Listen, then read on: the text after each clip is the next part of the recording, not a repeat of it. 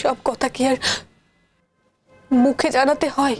এই যে এত বড় বড় কথা বলছো, শঙ্কর কি মুখে তোমাকে কিছু জানিয়েছে? তুমি তো শঙ্কর কথা বুঝতেই পারো না। আমি বাবা হয়ে যতটুকু বুঝতে পারি, তুমি তো ততটুকু বুঝতে পারো না। আপনারা যদি ভুল বুঝে থাকেন তাহলে আমি কি করব বলুন? ও আচ্ছা আচ্ছা, আমরা সব ভুল বুঝেছি, আর তুমি যেটা বোঝার তুমি সব ঠিক বুঝেছো। আমরা ভুল বুঝেছি, তুমি ঠিক বুঝেছো। বাহ, চমৎকার। আমি সে কথা বলিনি। এক্ষুনি তো তাই বললে। অদ্ভুত দাঁড়িয়ে দাঁড়িয়ে বোকার মতো কাজ। প্লিজ স্যার, থাকে সব কথা। আমি এসব কথা নিয়ে একদম ভাবছি না। মোহর, তুমি যে বলছো আমি এসব কথা নিয়ে আর ভাবছি না, ভাবার আর কোনো জায়গাই নেই, ভাবার আর কোনো রাস্তা নেই, উপায় নেই। দুদিন পরে আশীর্বাদ, তারপরে বিয়ে। সত্যি কথা বলতে কি, তোমাদের দুজনকে দেখে মানে তোমাদের ঘনিষ্ঠতা আমার চোখে পড়েছে। আমি তোমার স্যারকে বলেছিলাম যে আমার ছেলেটা এবার বদলাবে, এবার ঠিক বদলে তো গেছিলই। মায়ের কত যত্ন রাখতো, খেয়াল রাখতো, একদমই চেঞ্জ হয়ে গেছিল। কত কথাবার্তা, হাসি ঠাট্টা। আমি তো ভাবলাম যে এবার আমার ছেলেটা সত্যি চেঞ্জ হয়ে যাবে, কিন্তু কি যে হয়ে গেল কিছুই বুঝতে পারলাম না। স্যার, আমিও বুঝতে পারিনি স্যার। আমি ভেবেছিলাম যে ভুল ভুল ভেবেছি আমি। তোমার নিজের উপর কোনো কনফিডেন্স নেই। আমার কিছু বলার নেই তোমাকে, আমি কিছু বলবো না।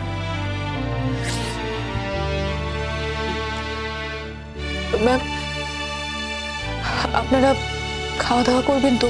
আমার জন্য আপনাদের শুধু শুধু দেরি হয়ে গেল। হ্যাঁ, আমরা তো না খেতে পেয়ে মরে যাচ্ছি। আপনারাই তো বলেন এখন খাওয়া দাওয়া করবেন। খাওয়া দাওয়া করার জন্যই তো আপনারা আমাকে ডাকলেন। তখন কি করে জানবো তুমি শুয়ে শুয়ে কান্নাকাটি করছো আর তোমার চোখ থেকে জল পড়ছে? তুমি চাও না শঙ্খ জানতে পারুক তুমি ওর জন্যই কাঁদছো। ভীষণ ডাঁট তোমার, জানো তো? কিসের জন্য এত ডাঁট বলো তো? হ্যাঁ, এই যে ইনি একজন ডাঁট দেখিয়ে আমার সারাটা জীবন হেল করে দিয়েছে, এবার তুমি ডাঁট দেখিয়ে আমার ছেলের জীবনটা হেল করে দেবে।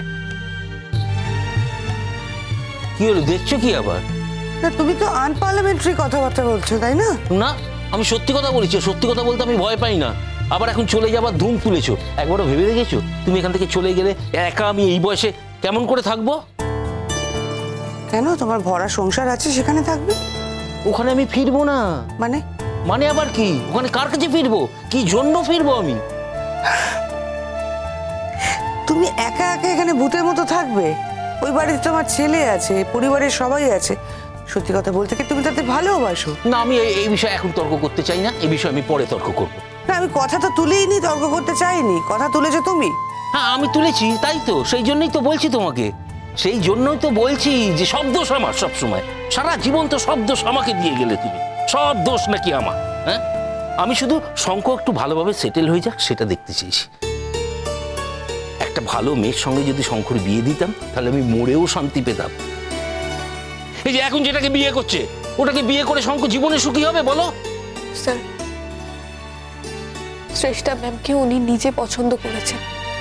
উনি শ্রেষ্ঠা ম্যামের সঙ্গে সুখী থাকবেন না দুঃখী থাকবেন সেই দায়িত্ব ওনার নিজের। সে দায়িত্ব অন্য কেউ নিতে পারে না স্যার, কেউ পারে না। তাই যা সেটেল হয়ে গেছে সেটা হতে দিন। আর প্লিজ প্লিজ আমাকে আর ছোট করবেন না। উনি যাকে যাকে ভালোবাসেন শেষ পর্যন্ত উনি তাদের কাছেই গেছেন। হ্যাঁ হ্যাঁ, এটা ঠিক যে উনি আমার প্রতি খানিকটা টান দেখিয়েছিলেন। সেটা হয়তো ওনার সাময়িক দুর্বলতা, কিংবা সেটাই ওনার ধর্ম। হয়তো উনি সমস্ত স্টুডেন্টকেই এইভাবেই ভালোবাসেন। আমি ভুল ভেবেছিলাম। আমার শঙ্কু স্যারের প্রতি একটু ক্ষোভ নেই স্যার। এই তো আমি আমি ওনাকে বলেছি আমি কাল দিদির বিয়ের নেমন্তন্ন করতেও যাব।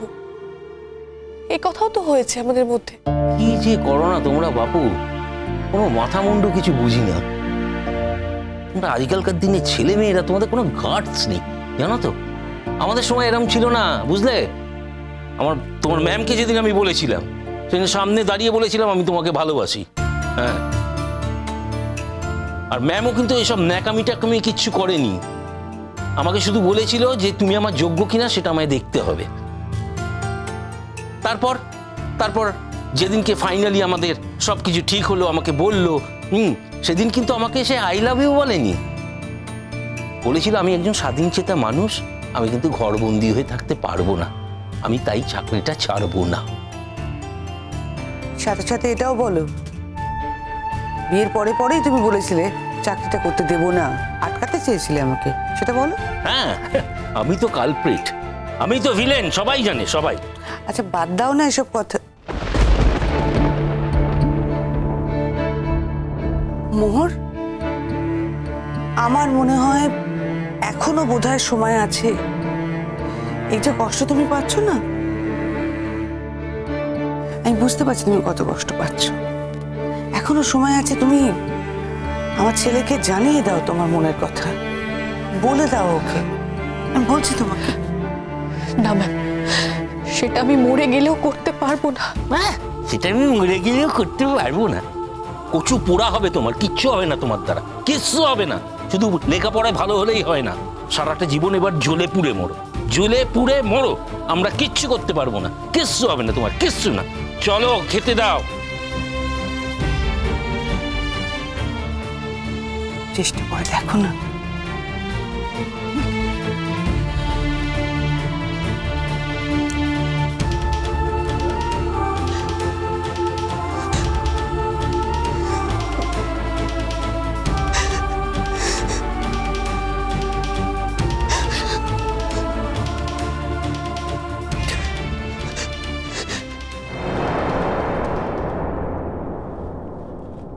ওই একটা মানুষকে কখনো ভুল বুঝো না শঙ্খ, ওই মানুষটার কষ্ট কেউ কোনোদিনও বোঝে। প্লিজ প্লিজ, আমার এসব কথা এখন ভালো লাগছে না এত রাত্রিবেলা। এই নিয়ে কথা বলো না, আজ থেকে এই টপিকটা বাদ দাও। শঙ্খ, আমরা কিন্তু অনেক আশা করেছিলাম। কি আশা করেছিলে তোমরা? আশা করেছিলাম শঙ্খ ভালো কিছু ঘটবে, আশা করেছিলাম ওই মেয়েটার সঙ্গে তোমার জীবনটা জুড়ে যাবে, অন্তত ওর সঙ্গে কিছু হোক না হোক, শ্রেষ্ঠার সঙ্গে যে কিছু হবে না সেটা আশা করেছিলাম শঙ্খ। তুমি যে এই ব্যাপারে কোনো বাধাই দেবে না সেটা আমরা ভাবতেও পারিনি শঙ্খ। তোমাদের কি মনে হয়? তোমাদের কি এটা মনে হয় যে আমি কোনো বাধা দিইনি? আচ্ছা, তোমাকে বললেই বা তুমি বিয়ে করবে কেন? হ্যাঁ, তোমাকে মানুষ করার শর্ত যদি এটা হয় তোমার ঘাড়ে যে কোনো একটা মেয়েকে চাপিয়ে দেবে আর বলবে বিয়ে করতে হবে, তুমি করবে কেন শঙ্খ? এর কোনো মানে হয়? বললাম না ছোট মা, আজকে যদি মোহর আমার জীবনে আসতো তাহলে আমি কোনো কিছু মানতাম না।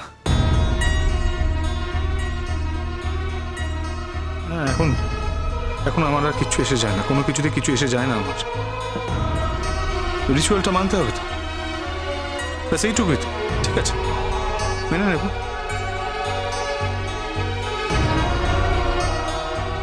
আমি সবাইকে বুঝিয়ে দিতে চাই জোর করে আমাকে বিয়ে দেবার ফলাফলটা কি হতে পারে, এর আফটার এফেক্ট কি হতে পারে। আর এই চেষ্টা, আমি চেষ্টাকেও চোখে আঙুল দিয়ে দেখিয়ে দিতে চাই যে জোর করে আমার সাথে বিয়ে করলে তারপরে তার ফলাফলটা কি হতে পারে। ওকে আমি 1000 বার বলেছি, তারপরে ওর চোখে যে মিথ্যে স্বপ্ন, যে স্বপ্ন নিয়ে ওর বাড়িতে আসার চেষ্টা করছে সেটা যে অ্যাকচুয়ালি মিথ্যে, সেটা আমি ওকে চোখে আঙুল দিয়ে দেখিয়ে দেবো। আমার কিন্তু মনে হয় তুমি মোহরকে কোনোদিনই পরিষ্কার করে বলনি যে তুমি ওকে ভালোবাসো। মুখে না বলে বুঝি বোঝানো যায় না যে কেউ ওকে ভালোবাসে। দেখো, সত্যিই যদি কেউ না বুঝে থাকে তখন তো তাকে মুখেই বলতে হবে। কি বলতে চাও তুমি? আমি যদি ওকে বলতাম যে আমি তোমাকে ভালোবাসি মোহর, তাহলে সবকিছু ছেড়ে দিয়ে চলে আসতো, সেটা কি উচিত হতো? ও তো ওই এসিপি স্যারের কাছে কমিটেড, এটা কি করা উচিত হতো তোমরা বলো? হ্যাঁ হ্যাঁ, আমি অনেক স্বপ্ন দেখেছিলাম, ওকে নিয়ে অনেক সুখের স্বপ্ন দেখেছিলাম, সেগুলো আমি আর বলতে পারিনি। সেটা আমার নিজের নিজের মনের মধ্যেই ছিল। ঠিক আছে, আমি মেনে নিয়েছি যে সেই স্বপ্নের আজকে সমাধি ঘটে গেছে।